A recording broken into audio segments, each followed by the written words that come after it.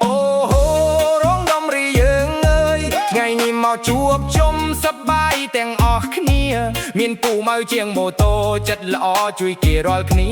សំឡេងភ្លេងកន្ទ្រឹមចូលរួមឲ្យសប្បាយនៅភូមិរងដុំរីមានជាងម្នាក់គេស្គាល់ពូម៉ៅជាងម៉ូតូមិនដែលធ្វើឲ្យខកចិត្តឡៃណាស់ម៉ូតូខុយកង់ហាជប់ឬឆ្នាំងបាយមានបញ្ហាហើយពូម៉ៅមកជួយភ្លាមដោះស្រាយបានគ្រប់គ្នា